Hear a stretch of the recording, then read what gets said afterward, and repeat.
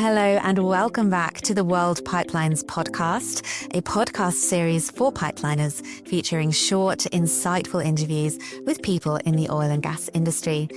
I'm your host, Elizabeth Corner, and in this season of the podcast, we are talking about membership associations for the pipeline sector. Throughout the series, we're exploring exactly what these associations do to move the midstream sector forwards and to support pipeliners all over the world. The World Pipelines podcast is brought to you by TD Williamson. Looking for the safest inline isolation solution on the market? Look no further. The SmartPlug inline isolation system from TD Williamson delivers with double independent energized seals, giving you unmatched protection on every project. From maintenance to emergency repairs, the SmartPlug offers the safety and reliability that pipeline operators depend on. Ready to upgrade your next project? Visit tdw.red/smartplug to learn more.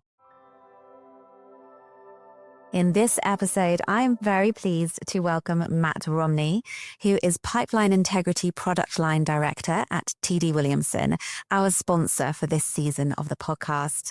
We happen to be catching up at the Pipeline Technology Conference, the PTC, in Berlin. So thank you, Matt. I really appreciate you taking your time out of the conference and the exhibition to chat to me. So welcome. Well, thank you. Appreciate that. TD Williamson, a well-established leader in pipeline integrity and maintenance. Let's start off by talking about how does the company engage with industry membership organizations? And perhaps you can tell us what made sponsoring this season of the podcast of interest to you. Oh, absolutely. Yeah. So one of the things that's important to TDW is focusing on how do we help operators keep the product in the pipeline safely and effectively.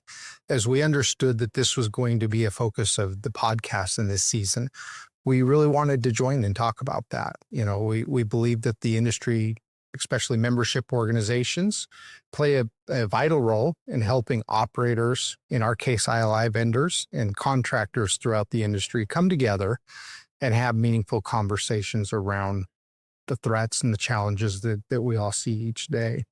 And we find that as we actively participate in these organizations, we get the most out of it, and so does the industry. Mm-hmm.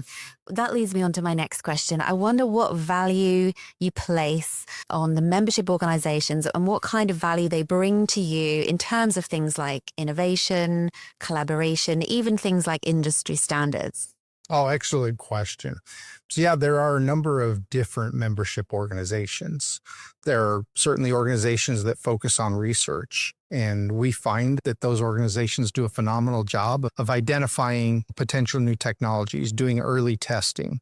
There are organizations that certainly focus on the industry standards, and we find that as we participate and engage with the operators and with those organizations, we're able, again, to have that meaningful conversation, to find ways to work together to ultimately maintain the integrity of pipelines. Fantastic. You're all working towards the same end goal. Absolutely. And maybe you can share with us some specific examples of how TDW has benefited from working with associations and maybe name a few that you do work with. Yeah. So we work quite a bit with PRCI. Mm-hmm. There's been a number of projects that they've done over the years. I'll name a couple that have been more recent. So one of the challenges that the industry is certainly facing is around selective seam weld corrosion. And PRCI facilitated a project in which they were able to identify different aspects of it. So that's the first project or first document that I was aware of that actually documented what a grooving ratio was for selective seam weld corrosion. The grooving ratio being the aspect of the selective seam weld depth versus the corrosion depth elsewhere. I think it's going to be an important metric, and it's going to allow us to have more meaningful conversations around more threatening selective seam weld corrosion and really classifying them into different threat levels. Another meaningful project would be around hard spots. Again, PRCI has an active project. It's actually been renewed for a couple different iterations. In that, they initially started looking at this history of hard spots and looking at the data and what the data told. Later, they kicked off a project and really pulled in ILI. What are the capabilities of ILI tools for assessing hard spots? Now they're looking at NDE. What are the NDE, in-ditch techniques for assessing hard spots? So this collaboration, this group of projects ultimately is really going to define hard spots and help the industry to work together. Great. I love that focus on a real technical focus that you can draw out with your work. And does TDW contribute to research or best practice or knowledge sharing within those organizations? Absolutely. Yeah, I would say in general, there's two ways that we'll collaborate or contribute. Certainly on the research side, whether there's a joint industry project or something like that, we'll provide support as far as funding or even sometimes an ILI tool to support that initiative.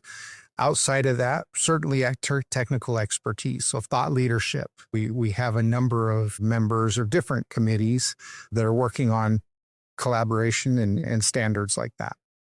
And when we talk about safety, how does TDW work with membership groups when we're thinking about advancing safety and efficiency? Yeah, so safety is always important. And one of the benefits that I see, at least in the pipeline industry, is that there really is a lot of collaboration and thought, the thought leadership, the sharing of information across organizations. So it's not uncommon for me or even my competitors to be working shoulder to shoulder on talking about how do we do this better? How do we help operators, and operators sharing information with us? Here's what our concerns are. Here's what is my challenge today. Yeah. And though that forum that these industry organizations kind of sponsor provides that landscape to have those meaningful conversations. Yeah. Many organizations focus on mentorship and developing a workforce and looking after the personnel. Does TDW engage with those sorts of efforts to help attract and train people? We know that's a challenge in the industry. Is there anything you can tell me about that? Yeah, there are. We were an early adopter of something called an engineering development program.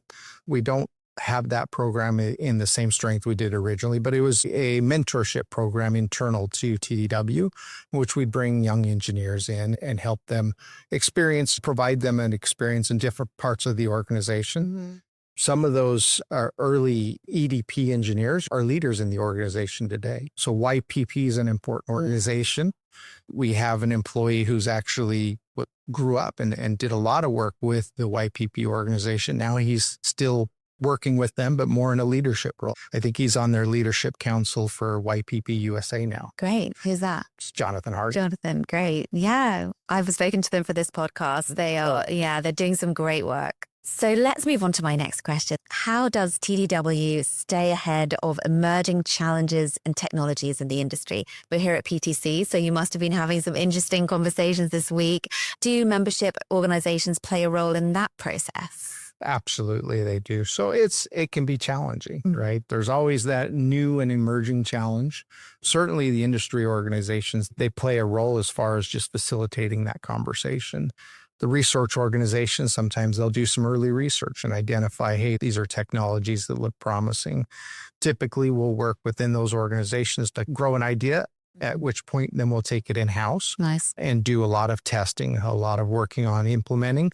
And then typically we work more hand in hand with a specific operator to mature that idea. Now we've got something that appears to add value. How do we mature it? How do we make it better? Great. So then you take it in-house and then you run with it from there. Run with it from there. Yeah. And what, in your view, are some of the biggest challenges facing the midstream sector today? How is TDW addressing those? Yeah. So for a while, what we've been seeing is that the threats that face pipeline operators are becoming more complex. We typically will call them interacting threats. So it's typically multiple threats. They're coincident on the same pipeline space that maybe because the two of them are coincident is actually a greater threat. So a dent with metal loss.